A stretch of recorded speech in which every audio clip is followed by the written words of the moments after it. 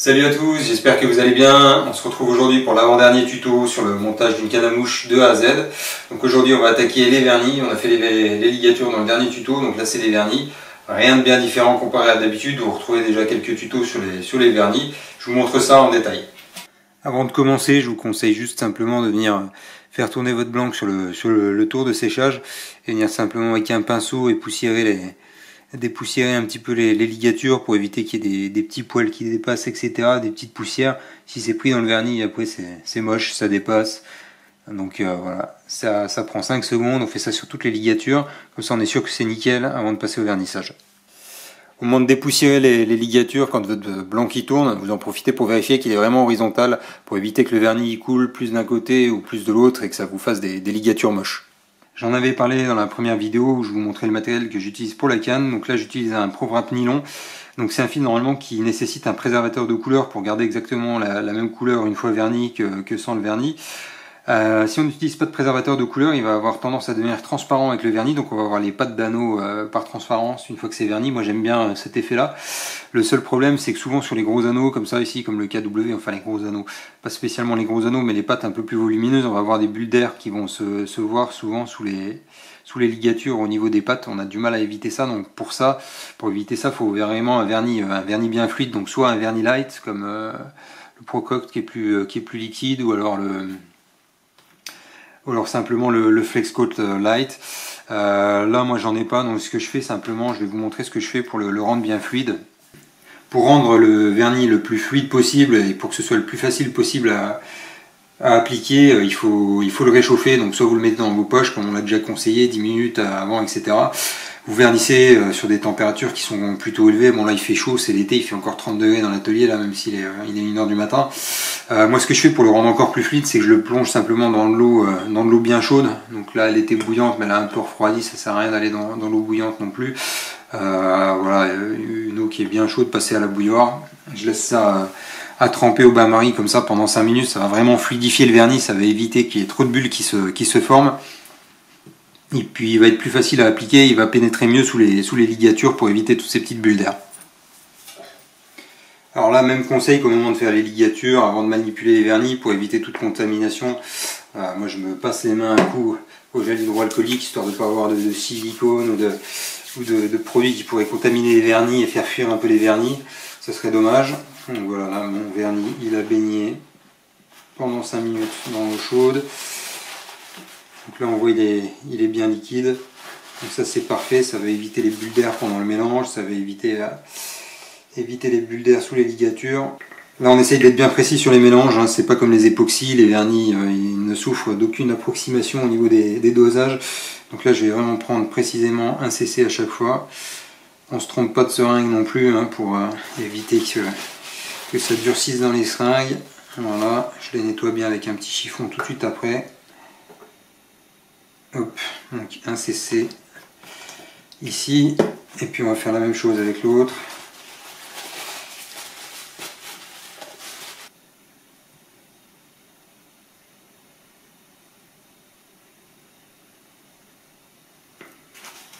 Pareil, je nettoie bien tout de suite la seringue. Voilà, bon, les produits non mélangés entre eux ne durcissent pas, hein, donc c'est vraiment que quand ils sont mélangés, mais ça évite d'avoir les mains poisseuses avec du produit sur les mains. Voilà, et ensuite on va mélanger donc ça au moins pendant 3 minutes, voilà, bien 3 minutes pour que ce soit bien mélangé.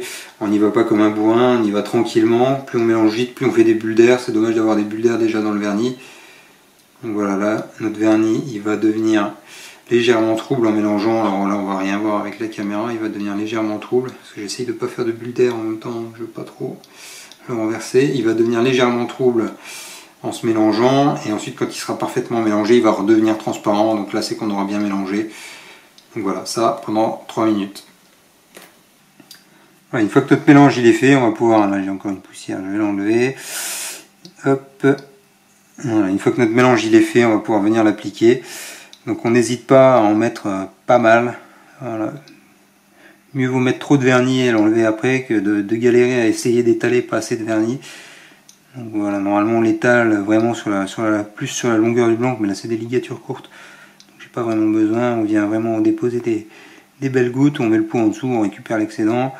Voilà. Et ensuite on vient simplement laisser le pinceau faire le travail en laissant tourner et en laissant le vernis prendre bien partout. C'est souvent l'étape qui fait le plus peur, mais au final c'est vraiment une étape facile. Il n'y a rien qui est compliqué dans votre building, mais ça fait peur, mais en fait c'est facile. Alors, donc on peut venir, moi ce que je fais toujours, c'est que je viens dépasser toujours d'1 millimètre avec le pinceau sur le blanc nu de la ligature, pour également éviter qu'il y ait de l'humidité, etc., qui vienne se mettre dans la ligature.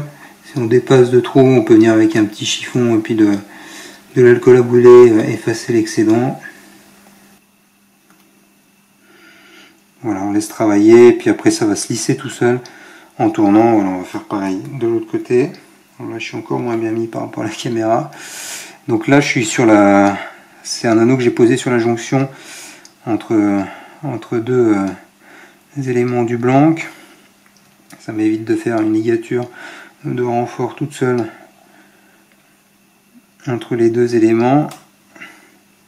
Donc on fait vraiment attention de ne pas dépasser sur l'élément d'en dessous, sinon on risque de coller les deux éléments ensemble. Voilà, le vernis comme ça, une fois qu'il est préparé, que vous l'avez mélangé 3 minutes, vous pouvez l'étaler comme ça, le travailler facilement pendant, je dirais, entre 12 et 15 minutes en fonction des températures dans lesquelles vous travaillez. Après il va avoir tendance à commencer à durcir un petit peu, il sera un peu plus dur à travailler. On peut toujours le réchauffer un petit peu avec un sèche-cheveux ou sur un radiateur pour qu'il redevienne un peu plus fluide. Si on veut le travailler un peu plus longtemps, si vraiment vous sentez que vous n'avez pas le temps de vernir tous vos anneaux, vraiment n'hésitez pas, vous utilisez 2 centilitres de vernis, n'hésitez pas à refaire un petit mélange plutôt que de tout foirer en voulant aller trop vite. Des fois c'est dommage.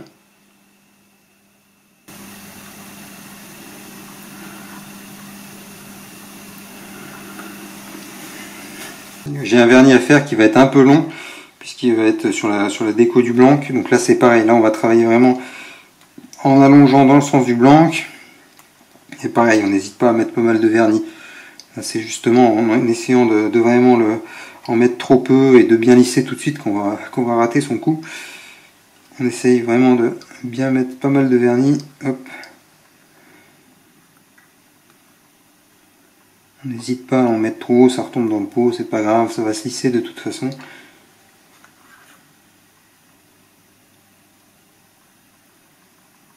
Voilà, on travaille bien en l'étalant, il va se lisser tout seul avec en tournant sur le tour, il n'y a pas de souci.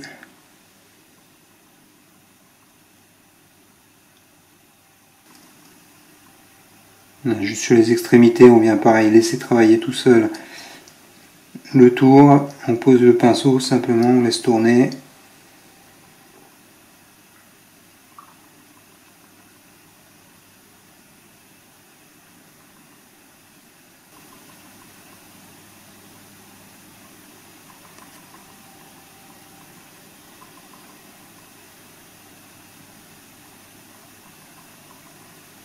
Une fois qu'on a fini nos vernis, on vient simplement avec une lampe à alcool, voilà, ce qui permet de bien diriger la flamme.